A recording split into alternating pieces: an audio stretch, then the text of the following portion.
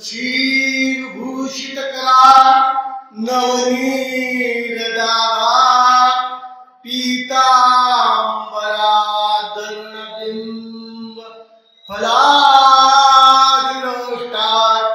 पूर्णेन्दु सुंदर मुखात अरविंद नेत्रात कृष्णात परम किमपि तत्व अहं न जाने कृष्णात किमपि तत्व अहं न जाने सर्वज्ञ श्री चक्रधर श्री दत्तात्रेय प्रभु अवतार दिन नाम सप्ताह गीता पाठ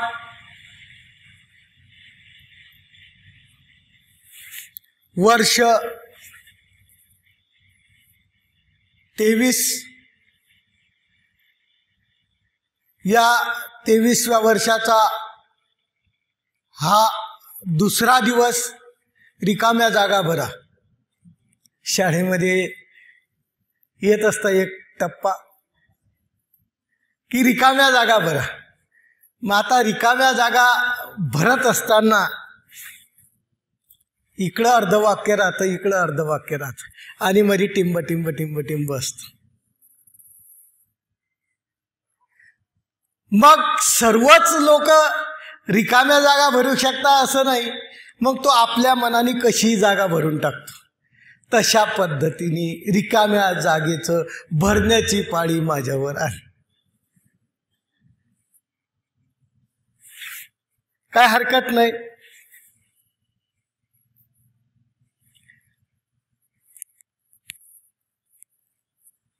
आताच आमच्या विनोददादांनी सांगितलं कोरोनामध्ये सर्व रिकामे होते म्हणे. त्याच्यामुळं देव धर्म करायला खूप मोठा चान्स होता, परिवाराला वेळ द्यायला खूप मोठा चान्स होता. पण एका दिवशी एका पेपरला आलं होतं, कोरोनाच्या काळातच आलं होतं, मुंबई पुणे औरंगाबाद जे जे सर्व्हिस करतात ते सर्व लोक थांबलेले होते.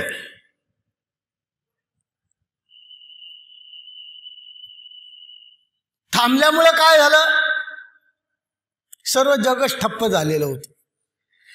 प्रपंचातल्या लोकांना वेळ द्यायला भरपूर टाइम होता, परंतु कोणतीही गोष्ट अशी आहे अति निकट विनाशाय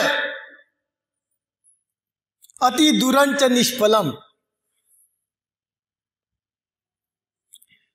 कोणती बी गोष्ट अति निकट झाली की विनाशाला कारण होते आणि अति दूर झाली की त्याचं फलही काही प्राप्त होत नाही. एक दिवस 2 दिवस पती पत्नी एकत्र राहिले, खूप वेळ मिळाला, खूप वेळ मिळाला. त्या पेपरला नंतर एका बाईची मुलाखत आली होती. कंपनी कधी सुरू होईल, हा माणूस उठला की माझ्या डोक्याला ताप देतो. बरा होता 12 घंटे तिकडे जात होता. त्याच्यामुळे काय होतं, आमच्या घरामध्ये शांती नावाची वस्तू होती. विचार करा, कोरोनाच्या काळात सुरुवातीला खूप बरं वाटलं. आता समोर बाया बसलेल्या आहे, सर्व्हिसवाल्याही आहे, ठप्प झालेलं. कारण तो आला की भनभन, आला की भनभन. आता ही 24 तास भनभन त्याच्या पाठीमागं लागली ना हो. तो 12 तास काम करून यायचा, जेवण करायचा, नंतर काय व्हायचा, झोपून जायचा. आत्मशांती होती. परंतु कोरोनाच्या काळामध्ये आत्मशांतीही लोकांनी गमावली. नामस्मरण तर हा बाजूला विषय, परंतु जीवनामध्ये कोणतीही गोष्ट करत असताना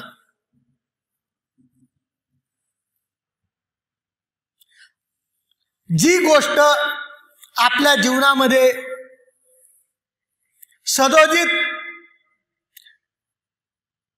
नित्यकी होत राहील ही गोष्ट आपण अवलंबावी.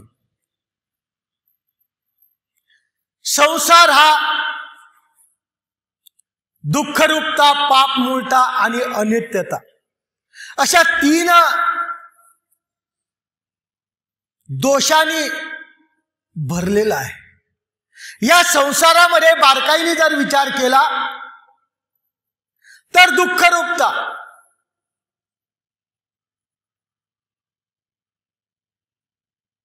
पदोपदी संसारामध्ये दुःख आहे। पाप मूळता, हा संसार मुळातच हिंसेला कारण आहे। पाप मूळता म्हणजे हिंसा, हिंसा झाली की पाप होत। आणि या संसारामध्ये पदोपदी हिंसा घडत असते, त्याच्यामुळे ते पापाला कारण होते। आणि हिंसा पाप, पापाचं फळ आपल्याला माहितच आहे। हिंसा पाप, पापाचं नरक। तिसरा दोष आहे अनित्यता।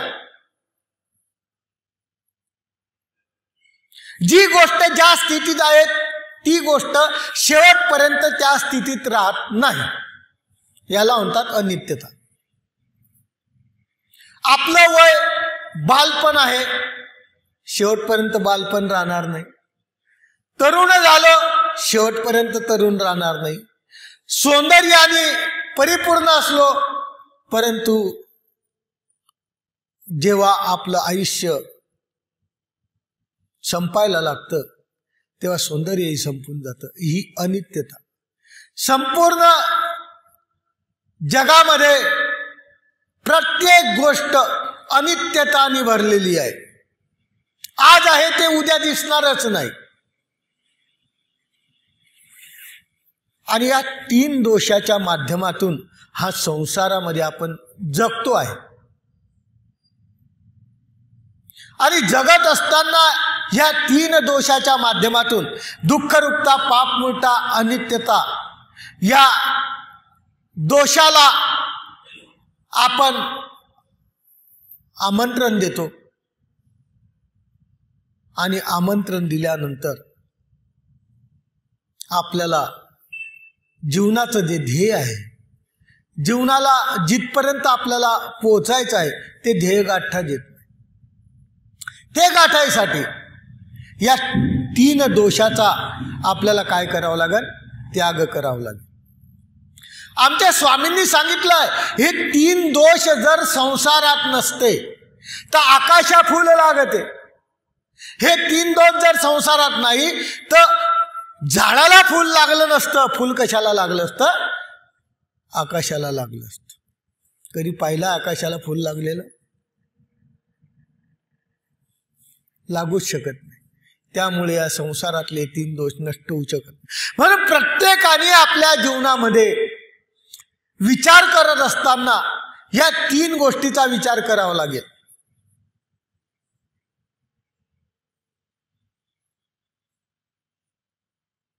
या तीन दोषाचा विचार करत असताना स्वामी चक्रांनी अनेक चरित्रांचे उदाहरण आपल्याला दिलेले। त्या चरित्राच्या माध्यमातून सांगितलेलं आहे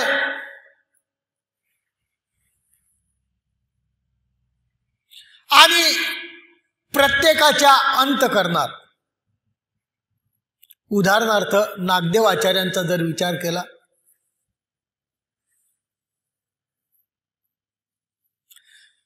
नागदेव आचार्य मानवा पंथाचे प्रथम आचार्य, जेव्हा खडकुली या गावाला भेट झाली ना, त्या खडकुली गावाला भेट झाली तेव्हा त्यांच्या अंतःकरणात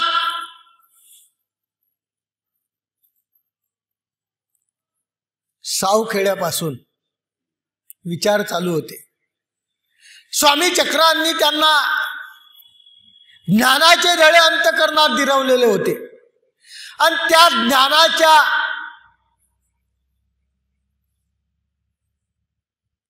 माध्यमातून त्यांच्या अंतःकरणात संसाराविषयी दुःखरूपता, पापमूळता आणि अनित्यता हे तीन दोष यांच्या अंतःकरणामध्ये गर्दी करत होते। आपलं कसं? मोठ्या विचाराने खडकुलीला या 3 दोष अंतकरणात घेऊन आपल्या परिवारासहित आला, स्वामींच्या जवळ बसला. स्वामींच्या जवळ राहावं असं वाटतही होतं, पण अनेक अविद्येने माणूस ग्रासलेला असतो. आपल्या जीवनात बी अशाच घटना घडतात की आपल्याला खूप काही करावं वाटतं, परंतु आपल्याला बाहेरच्या अविद्या लागलेल्या आहेत आणि या अविद्येच्या माध्यमातून आपल्याला ती धार्मिक किंवा ज्ञानाची जी धडे आहे ते अंतकरणात असून सुद्धा आपले उक्त होऊ शकत नाही. नेमकं नागदेवाचार्यांची तीच कंडिशन. नागदेवाचार्य स्वामींजवळ बसलेले आहेत, विचार करत आहे, परंतु दादोस नावाची एक मोठी अविद्या, मित्र असावा, गुरु असावा,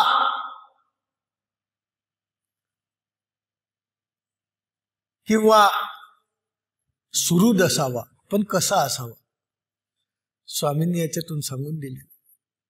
नागदेवाचार्य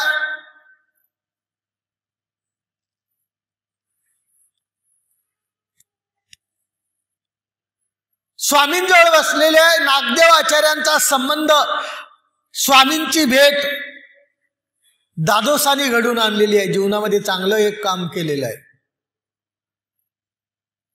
परंतु आपल्या अंतकरणातील अहंकार हा दादोसाला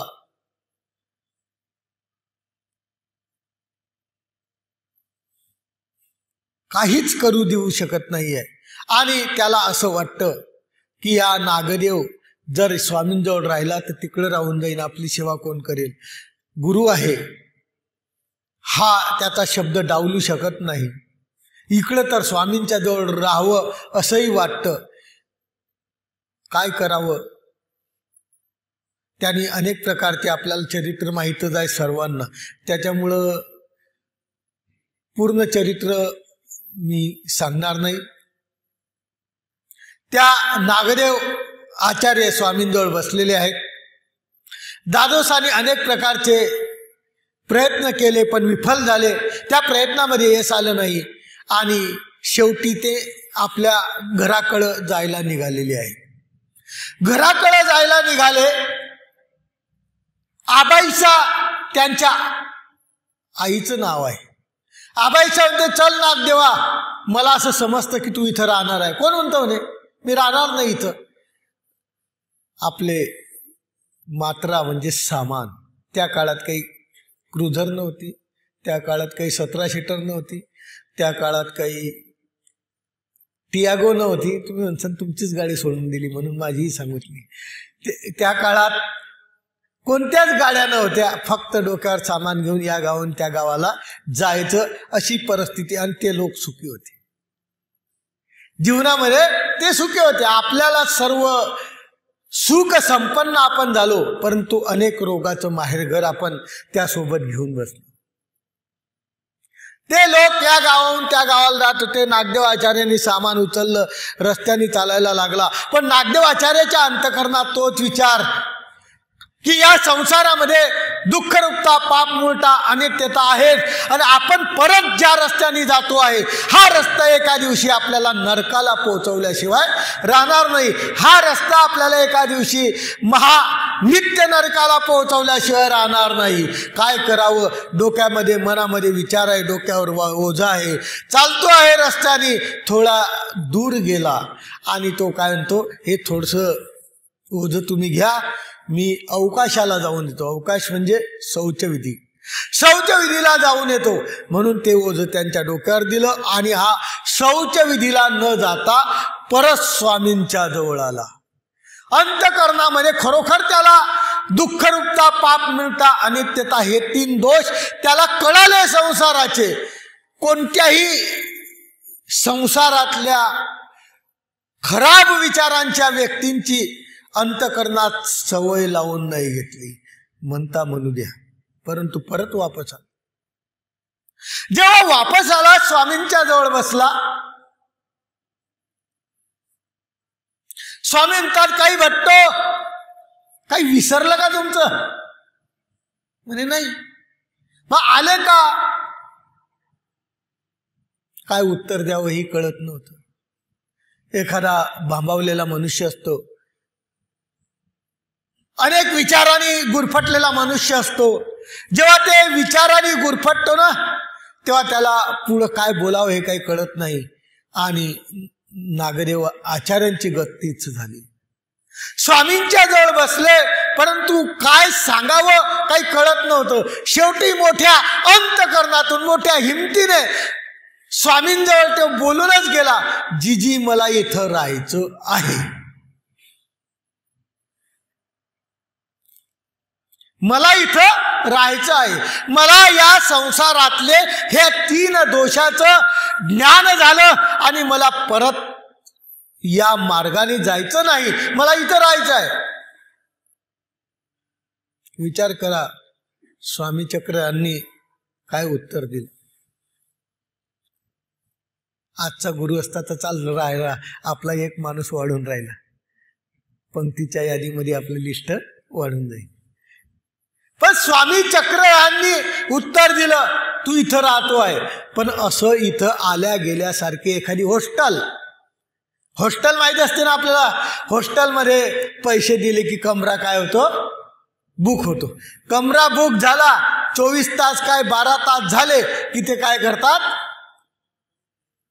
सोडून जातात. म्हणजे वाटलं की यायचं, वाटलं की जायचं, अशा प्रकारची हॉस्टेल नाही हो हे. तुम्हाला इथं राहायचं आहे, परंतु इथं राहायच्यांना विचार करा, चांग विचारा, निके विचारा, सांगा तू दूर जात असे. अंतकरणात स्वामींनी अनेक एक मोठी भर टाकून दिली की काय करावं. अनेक विचाराला उधाण आला.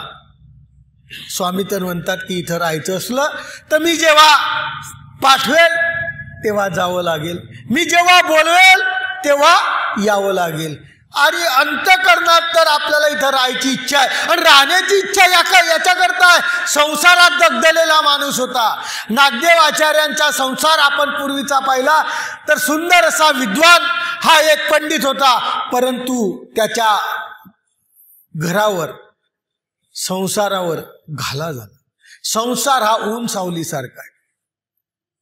समजायचं नाही संसारा सुखरूप आहे, संसारा दुःखरूपही आहे, सुखरूपही आहे.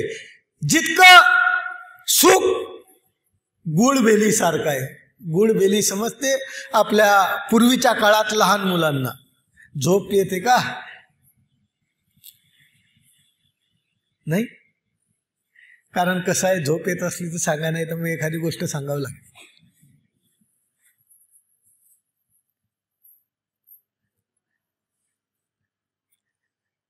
गुळवेलीची गोष्ट अशी आहे, लहान मुलगा रडतो. आताच्या तिथेच सांगायचं म्हटलं तर चॉकलेट. लहान मुलगा अट्टहास करतो, रडतो. मग आई काय करते, त्याला एक चॉकलेट देते. चॉकलेट दिल्यानंतर चॉकलेट संपेपर्यंत मुलगा काय राहतो, सुंदर राहतो, तरतरीत राहतो. पण ती चॉकलेट खाता खाता कधी संपते त्याला काही कळत नाही. परत बॅटरी काय होते, डिस्चार्ज होते. डिस्चार्ज झाली की परत तो काय करतो, रडायला लागतो. म्हणजे सांगायचं तात्पर्य, त्या चॉकलेटचं सुख थोडा वेळ राहतं, रडण्याचं दुःख खूप राहतं. तशा प्रकारचं संसारातलं सुख हे थोडा काळ राहतं, दुःख हे भरभटलेलं राहतं. असा हा नागदेव आचार्यांच्या काळामध्ये, त्यांच्या जीवनामध्ये दुःखरूपता, पाप मुळता, अनित्यता ह्या 3 गोष्टी धावून आल्या होत्या हो. शेवटच्या स्थितीला माणूस जेव्हा पर्यायच संपतो जीवनामध्ये जगण्याचा, तेव्हा त्याने हातामध्ये खांड घेतलं. खांड म्हणजे तलवार घेतली की माझ्या संपूर्ण जीवनाचा या लोकांनी उद्ध्वस्त केला, यांना मी मारल्याशिवाय राहणार नाही. म्हणजे अशा प्रकारचे विचार ज्याला खरा विचार म्हणतात. आताच्या गोष्टीत, आताच्या दृष्टीत पॉझिटिव्ह विचार म्हणतात. ते पॉझिटिव्ह विचार निर्माण झाले आणि त्याला या स्वामींचा स्पर्श लागला आणि त्याच्या जीवनामध्ये कळालं की आपण या 3 दोषापासून वाचण्यासाठी फक्त एक स्वामी आहे. म्हणून तो स्वामींच्या जवळ बसला, विचार करतोय काय करावं. स्वामी तर म्हणतात की चांग विचारा निके विचारा, सांगा तर दूर जात असे. सांगा तर दूर जातोय, काय करायचं विचार करा. विचार करायसारखी परिस्थिती आहे. आणि त्या नागदेव आचार्यांनी पूर्णपणे मनावर पूर्ण ताबा घेतला आणि विचार केला की या 3 दोषावर विजयच मिळायचा आपल्याला. या 3 दोषाच्या अलिप्तच व्हायचं आपल्याला. या 3 दोषाला परत कधी शरण जायचं नाही. आणि आमच्या स्वामींनी सांगितलं, येतं अधि शरण आलिया काही मरण. आमच्या जवळ जर तुम्ही शरण आले तर काहीही मरण तुम्हाला कोणत्याही स्थितीत होणार नाही. असा आदर्श त्याच्या अंतकरणात असल्यामुळं त्यांनी एक अंतकरणावर दगड ठेवून सांगितलं, जिजी नतमस्तक झाला, तुम्ही जसं म्हणसाल तसं मी करेल, परंतु मी या ठिकाणी राहणार आहे. म्हणजे सांगायचं तात्पर्य, दुःख रूपता, पाप मूळता, अनित्यता, 3 दोष त्याच्यावर होते. परंतु स्वामींचा संबंध झाला, स्वामींच्या संबंधातून ज्ञान झालं आणि त्यांनी अंतकरणात विचार केला. इतका विचाराची दृढता ज्ञानामुळं आपल्यामध्ये येऊ शकते. पण कधी आपलं ज्ञान जर सहकार्यरूप असलं तरचा विषय आहे. नाही तर काही लोक काय करतात, खूप देव करतात, खूप धर्म करतात आणि वेळ आली की इतकं सोडून देतात की परत देव माझा कोणी नाही. काल स्थानाचा विषय झाला होता. स्थानाचं त्यांनी माहिती दिली. स्थान शब्दाचा अर्थ होतो जे स्थिर आहे, ते कधी इकडं तिकडं हलत नाही, त्याला स्थान म्हणतात. आहे का नाही? एका ठिकाणी स्थिर राहण्याला काय म्हणतात? एका ठिकाणी बिलकुल प्रसाद तरी या ठिकाणाहून त्या ठिकाणी जातं. पण कोणी ऐकलं का की एखाद्या वेळेस तुम्ही कोणी यात्रेला गेले आणि त्यांनी सांगितलं बा डोंबेग्रामचा ओटा आपल्यासाठी घेऊन या म्हणून काढून? नाही तर मग लोकाला यात्रा करायची गरजच नसती. अर्धे लोक म्हटले असते तुम्ही जा, अर्धे भाडं देतो मी, इकडे सर्व ओटे काय करा. स्थान हे स्थिर आहे का नाही? स्थान हे स्थिर आहे आणि अशा स्थिरतेच्या माध्यमातून आपल्याला या जगामध्ये स्थिर राहावं लागेल. आणि नागदेव आचार्यांचे विचार स्थिर झाले म्हणजे स्थानासारखे झाले. अंतकरणामध्ये त्यांनी तो विचार स्थिर केला आणि स्थिर करून स्वामींना नतमस्तक होऊन म्हणे, जिजी तुम्ही म्हणसान तेव्हाच जाईल आणि तुम्ही म्हणसान तेव्हाच येईल, परंतु मी आता इथून तुमच्या आज्ञेशिवाय जाणार नाही ना, मला जायचं नाही. असं एकनिष्ठतेने खडकुली या गावाला नागदेव आचार्यांनी त्याग केला. कशाचा त्याग केला? संसार येणं जाणं रहाट गाडगं आहे, परंतु हे संसार कशाचा आहे? दुःख रूपता, पाप मूळता, अनित्यता, या 3 गोष्टीचा मिळून हा संसार आहे. आणि या संसाराचा नागदेव आचार्यांनी त्याग असा केला की परत स्वामींची आज्ञा पूर्णपणे स्वामी गेल्यावर सुद्धा कधीही डावललेली नाही. किती सुंदर असं आचरण नागदेव आचार्यांनी आपल्या समोर करून दाखवलं. स्वामी असताना करतात काही गोष्ट असे आहेत. आज लोकांनी फळ्यावर नाव पाहिलं, कृष्णाज बाबा पाचोर, तेच नाव आहे वाटतं कालचं.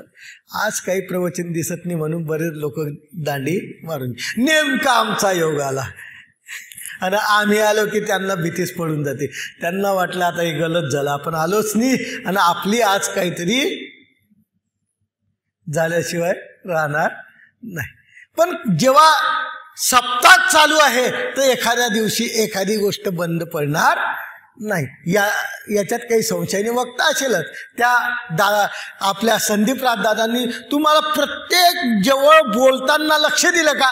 काय सांगितलं? त्यांनी बोलताना ते जवळ 25 मिनिटं बोलले. काय बोलले? सर्व तुम्हाला मार्गदर्शन केलं त्यांनी, आहे का नाही? असं झालं पाहिजे, असं करायला पाहिजे, असं व्हायला पाहिजे. याच्या पलीकडं म्हणजे तुम्ही कसं राहावं हे त्यांनी सांगितलं. पंचकृष्ण प्रबोधन याचं उदाहरण दिलं. परीक्षा घ्यायला पाहिजे. आमच्या इथं तशी परीक्षा आहे, फक्त तुम्ही सांगत राहा, आम्ही काय करतो ऐकत. मग कधी एखाद्या वेळेस काय होतं, नंदीबाईला पाणी पडन का उन्हाळ्यात विचारलं तर पुढचं धाव. असं स्वामींनी सांगितलं. मी स्वामींनी नागदेवाचार्याला इतकं योग्य करून टाकलं ज्ञान देऊन की नागदेव आचार्य नसुद्दे ऐकून घ्यायचे नाही, त्याच्यावर स्वामींना प्रश्नही करायचे. परंतु नागदेव आचार्यांचे जे जिज्ञासा, जी तळमळ, कारण परस्परे मथन की जे मग काय होतं, नूतन होतं. आणि हे माध्यमातून त्यांनी सांगितलं की अशी परीक्षा व्हायला पाहिजे. मागच्या वर्षी मला वाटतं सप्त्यामध्ये 8वा अध्याय होता, आहे ना, अक्षर ब्रह्मयोग 8व्या अध्याय होता, शेवटचा दिवस होता. म्हटलं मी आता या 8व्या अध्यायावर प्रश्न विचारेन तुम्हाला. तुम्ही 6 दिवस ऐकले, 7व्या दिवशी मी प्रश्न विचार. नाही नाही नाही नाही, ते आम्हाला विचारायचं नाही, ते ऐकलं आमच्या का लक्षात राहतं. लक्षात ठेवूच नका. मी जीवनामध्ये हमेशा सांगतो, लक्षाच्या भानगडीत पडून नका हो. लक्षावर पोहोचणं खूप मोठं कठीण आहे. लक्षावर पोहोचायसाठी 2 आकड्याचा विचार करावा लागतो. आधी 11चा विचार करा, मग 20चा विचार, मग 3 आकड्याचा विचार करा, मग 4 आकड्याचा विचार करा, मग 1000वर जा. एकदम लक्षावर गेले तर तुम्हाला वाटतं आम्ही एकदमच लक्षात ठेवू. लक्षात नाही ठेवायचं. पहिले 2 आकड्यात ठेवायचं, मग 2 चे 3 करायचे, 3 चे 4 करायचे, 4 चे 5 करायचे. तेव्हा तुम्ही लक्षापर्यंत पोहोचू शकतात. लक्ष साधणं काही साधी गोष्ट आहे का? लक्ष साधता आलं अर्जुनाला. वर मासा आहे, खाली हातात बाण आहे, पाण्यामध्ये आहे, माशाचं प्रतिबिंब आणि माशाचा उजवा डोळा काय करायचा, छेद करायचा. लक्ष होतं त्याचं. तसं लक्ष महत्वाचं आहे. पण इतकं लक्ष आपलं काही राहू शकत नाही. म्हणून लक्षात न ठेवता आपण जे काही राहील ते आपल्या अंतःकरणात साठवायचा प्रयत्न करा. लक्ष सोडूनच द्या. लक्षाचा विचारच करू नका. जीवनामध्ये लक्ष लक्ष लक्ष जर केलं तर काहीच प्राप्त होऊ शकत नाही. फक्त 2 शब्द. आमच्या स्वामींनी काय सांगितलं, ओ नाथोबाचं चरित्र आहे डोमेग्रामचं. नाथोबा नागदेव आचार्य डोमेग्रामला छिन्नस्थळीला स्वामींचा मुक्काम आहे. आणि स्वामी छिन्नस्थळीला मुक्कामी असताना रेनाईक आला. तो म्हणतो आमच्या गावाला या, डोंबाई गावाला. तिथं 3 मठ आहेत.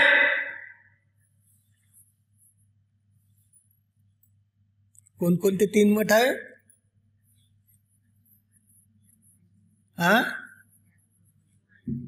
राजमठ, उंचमठ आणि प्रसन्न. 3 मठ आहेत. 3 मठामध्ये तुम्ही राहायला या. स्वामी म्हणतात आम्हाला प्रवृत्ती होऊन तेव्हा येईल.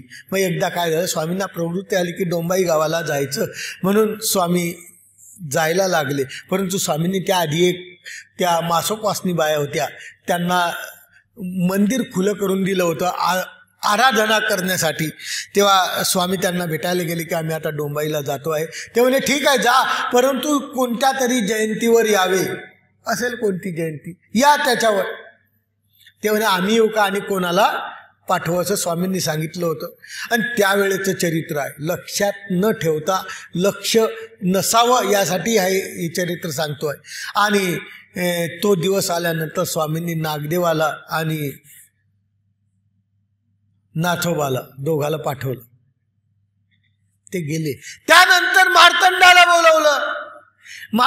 बोलवलं. म्हणे ते दोघं गेलेले आहे. ते दोघं गेल्यानंतर ते काय करतात, काय बोलतात, फक्त ते काय करा, ऐकून या. गेलं.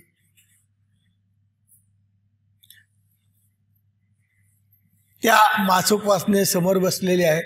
नागदेवाचार्य जवळ बसलेले आहे. नाथोबा त्यांच्या शेजारी बसलेले आहे. समोर लाडू आहे, शेव आहे, त्यांना दिलेलं आहे फराळाचं. नागदेवाचार्य बोलतायत स्वामींच्या काळामध्ये पहिल्यांदा नागदेवाचार्यांपासून त्या बायांना बोध झालं. नागदेवाचार्य अन्यावृत्तीपूर्वक बोलत आहे आणि त्यांना परमेश्वर, जीव देवता प्रपंच आणि परमेश्वर मानव पंथाचं प्रमुख तत्व आहे. आणि या जीव देवता प्रपंच आणि परमेश्वर चार पदार्थ जाणून घेण्याची पद्धत या मानवा पंथात आहे. आणि नागदेवाचार्य त्यांना बोलत आहेत, आमचे नाथोबा एक इकडे लाडू खातात, इकडे टाकतात, इकडे शेव खातात, इकडे ठेवतात. आणि मार्तंड बाहेर आलेला आहे. फक्त मार्तंडाला सांगितलं की ते काय बोलतात, काय करतात, एवढं तुम्ही काय करायचं पाहून यायचं. आले, पाहताय. आपल्याला जी गोष्ट बोर वाटते, बोर समजते ना तुम्हाला, लवकर कळत. धार्मिक विषय आला की काय वाटतं बोर. आणि एखादा संगीतमय विषय आला की काय वाटतं सफरचंद. असं ना, नाही बोर नाही वाटत. बोर आणि सफरचंद, सफरचंद खूप महाग आहे, बोर स्वस्त राहतं. बोर झालं बुवा, काय बाबांनी लावलं की मी काय झालो, बोर झालो. सफरचंद कधी होतच नाही. मंदिरात एखादी बाई म्हणत नाही की मला सफरचंद झाले, मी बोरच झाले म्हणते. आणि नागदेव आचार्य निरूपण करताय, तो हे करतो आहे. असा हा आहे मंगल काळ. आणि या मंगल काळामध्ये त्याला सामील होण्यासाठी पाठवलं. आणि मंगल काळाचं गोमटं खूप मोठं आहे. आणि त्या मार्तंड पाहतोय, तो बोर झाला त्याच्यामध्ये. काय तो बळबळ करतोय आणि तो इकडचं तिकडं खातोय. म्हणजे काय स्वामींना बी काही काम नाही, पाहुण्या म्हणे नाही, काय सर बोरगिरी लावली. आला, ते दोघं आले. नंतर हा आला. स्वामींनी मार्तंडाला बोलवलं. अरे हे दोघं काय करत होते, काय सांगावं ने. हा एक काहीतरी बळबळ करत होता आणि हा इकडचं उष्ट तिकडं करायचं आणि तिकडचं उष्ट इकडं करायचं. अरे म्हणे नागदेव आचार्य काय बोलले, एक शब्द तरी सांग. एक शब्द बी आठवत नाही. त्याच्यात लक्षाचं नाव केलं नाही, काय लक्षात ठेवलं याच्यात नाही.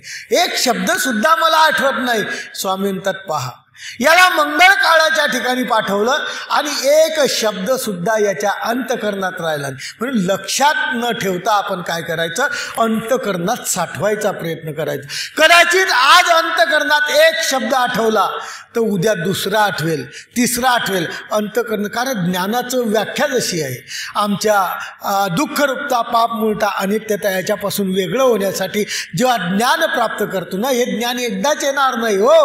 अनंत, आमच्या श्रीकृष्ण चक्रवर्तींनी सांगितलं की अनंत जन्म गेले तेव्हा कुठे एकदा ज्ञान होतं. अनंत सृष्ट्यामध्ये आपण ज्ञान डावलत आलेलो आहे. आता आपल्याला आपल्या पूर्वकर्मानुसार, आपल्या भूतबंधनानुसार ज्ञानाचा अधिकार प्राप्त झालेला आहे. म्हणून ज्ञानाचा अधिकार जसा घडलेला असेल तसं ज्ञान प्राप्त होईल. म्हणून आपण काय करायचं, एक शब्द ते एक शब्द आठवायचा, दुसऱ्या दिवशी दुसरा आठवायचा. असं करता करता सप्त्यातले 7 शब्द जरी आठवले तर मला वाटतं जीवन आपलं मधुर होऊन जाईल. म्हणून आपण काय करायचं, लक्ष नाही करायचं. लक्ष कधी पूर्ण होऊ शकत नाही. लक्ष पूर्ण करणारा फक्त अर्जुनासारखाच आहे. तो एक छंदी प्रज्ञावंत होता. म्हणून आपण एक छंदी, आपण किती आहे, 10 छंदी आहे. हुशार माणसं आहे आपण. एकदा 10 कामं करतो. इकडं खाणं बी करतो, इकडे कॅम्प्युटर बी चालवतो, इकडे फोनवरही बोलतो. पण एकातही आपलं लक्ष व्यवस्थित नसतं. इकडं केलं तर इकडचं चुकतं, इकडं केलं तर इकडचं चुकतं. बाबांनो, असाच हा संसार आहे. आणि या संसारामध्ये आपण गुरफटलेलो आहे. आणि गुरफटलेल्या संसारामध्ये नागदेव आचार्यांचा आदर्श आपल्या अंतकरणात आणणं अत्यंत जरुरीचं आहे. आणि असं जर आणलं तर आपलं जीवन खूप मोठं उद्धार होईल. म्हणजे सप्त्यातले 7 शब्द एक सांगतो तुम्हाला.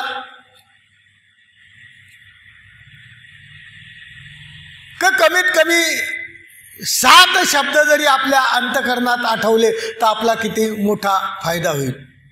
एक राजा होता आणि राजा अतिशय चतुर, अतिशय हुशार, अतिशय विद्वान. परंतु काय झालं, या संसाराचं चक्र असं आहे, प्रधानमंत्री ज्याचा, राजाचा प्रधानमंत्री हा प्रधानमंत्री राजाच्या वाईट मार्गावर होता की याला आपण काय करू, खतम करून टाकून आपण राजा हो. अशा बुरसटलेल्या विचाराचा हा प्रधानमंत्री.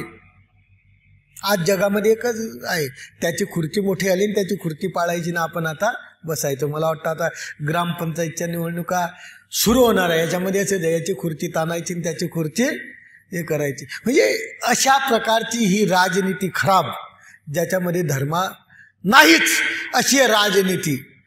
परंतु हा राजा चांगला धार्मिक विचाराचा होता. हा राजाचा मंत्री त्याच्या वाईट मार्गावर होता, परंतु त्यांनी विचार केला प्रधानमंत्र्यांनी की राजापर्यंत आपल्याला पोहोचायला कोण कारण आहे. राजापर्यंत पोहोचला गेलो पाहिजे म्हणजे असा एक माणूस पाहिजे की तो राजापर्यंत दररोज पोहोचतो किंवा 2 दिवसांनी पोहोचतो आणि तो आपलं काम करेल. तर राजाजवळ एकच माणूस जाऊ शकतो प्रधानमंत्री सोडल्यानंतर. कोण?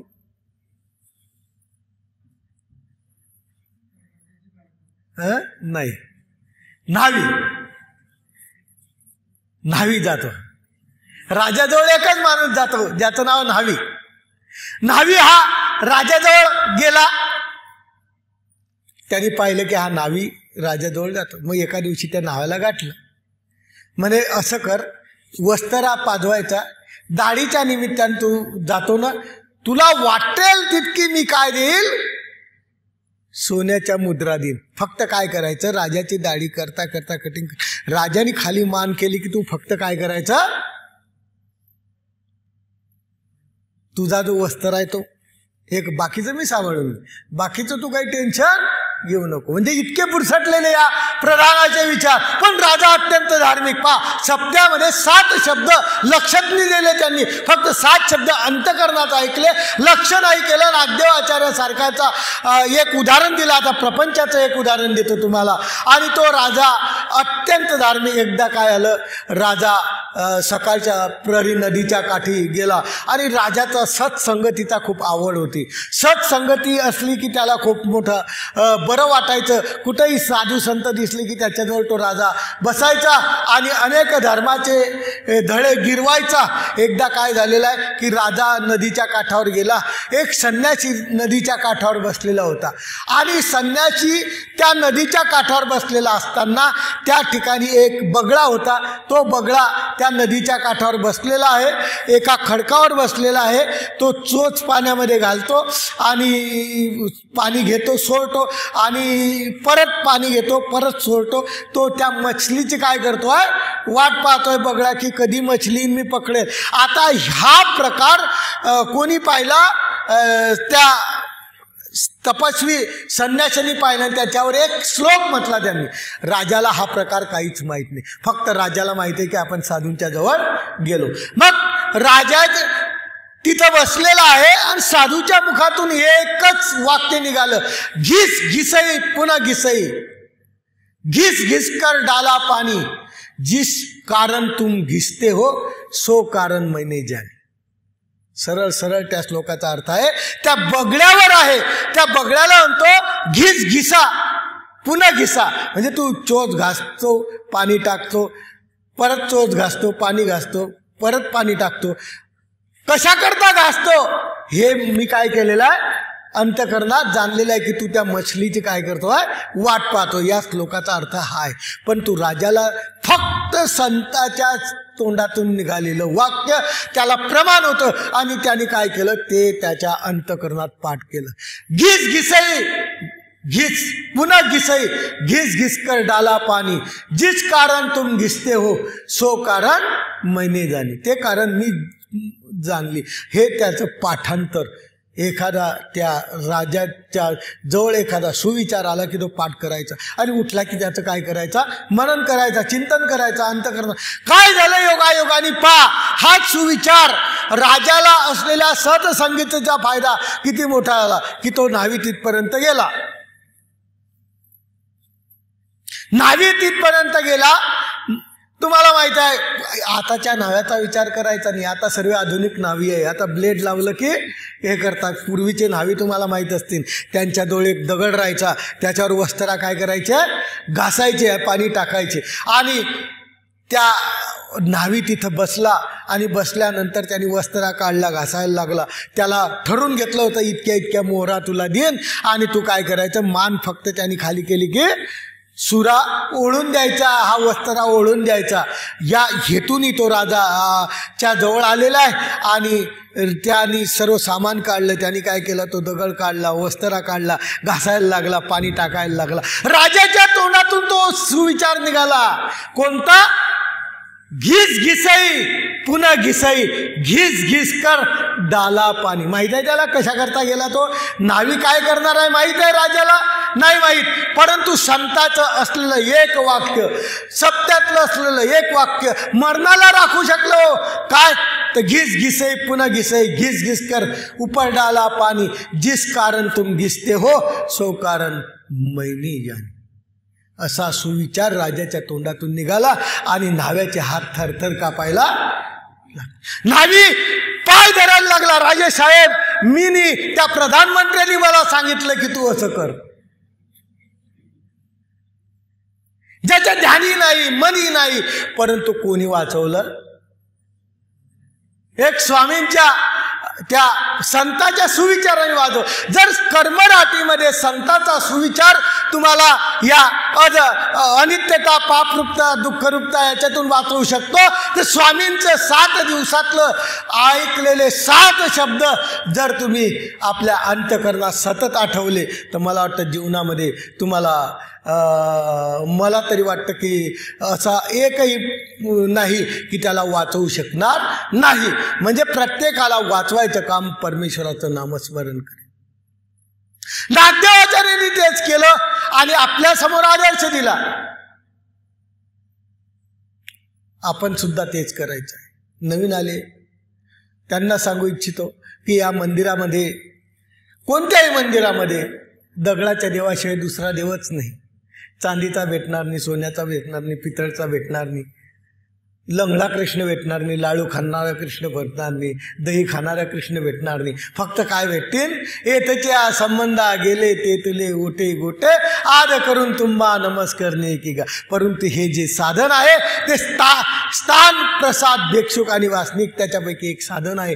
आणि या साधनावर जर नितांत श्रद्धा ठेवली, हा कपाळा लावला, नेमकं काय होतं, विशेष कपाळालाच का लावावा, विशेष कपाळाला का लावावा, कारण आपल्या अंतःकरणात चार्जिंग निर्माण होते. आपल्या शरीरात चार्जिंग, मोबाईलची बॅटरी जर चार्जिंग केली तर किती वेळ चालते,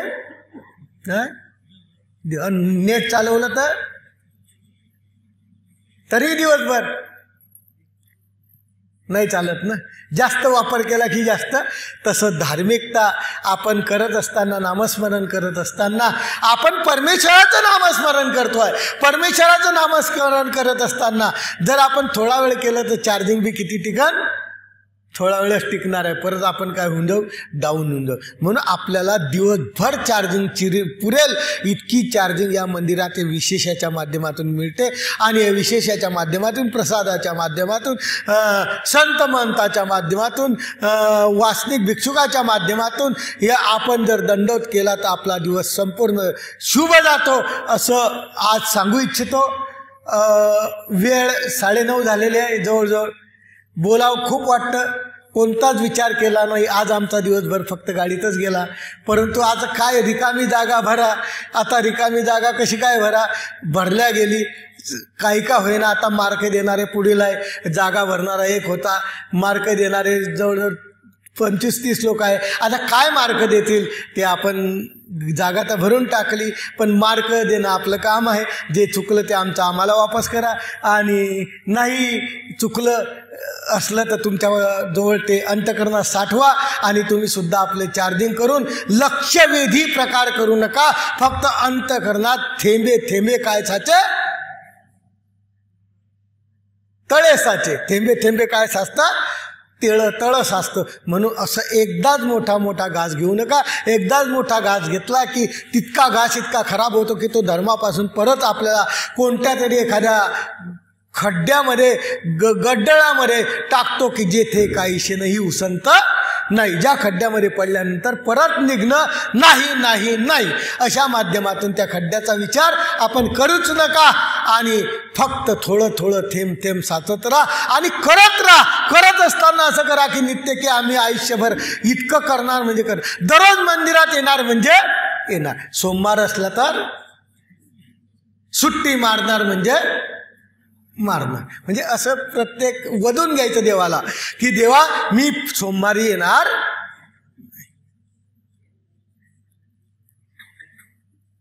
कारण नित्य की बोलावं लागेल ना देवाला. दररोज नाही आलं आणि मग एखाद्या दिवशी सोमवार तर गॅपच मिळतो का तर बाजार राहतो. बाजार मग उकलायचा, त्याला मोळायचा, मग त्याला फ्रीजमध्ये ठेवायचा, मग त्याच्यानंतर काय करता करता स्वयंपाक होतो. स्वयंपाक झाला की जेवायलाच उशीर होतो. मग मंदिरात कधी टाईम मिळतो काय हरकत नाही. परंतु बाकीचे दिवस तरी मंदिरात येऊन आपला नित्य की धर्म आचरा. आपण जर आचरली तर आपली चार्जिंग नागदेवाचार्यासारखी होईल. एक दिवस आपल्याला दुःखरूपता, पाप मोठा, अनित्यता या 3 दोषापासून अलग झाल्याशिवाय राहणार. एकदा तरी येईन आपल्यावर वेळ की नक्की फक्त थेंबे थेंबे तळे साचे. थेंबे थेंबे साचवा आणि साचवण्याचा प्रयत्न करू. ते आपल्या हृदयात जपून ठेवा. एवढी आशा करतो ना माझे 2 शब्द संपवतो. दंड.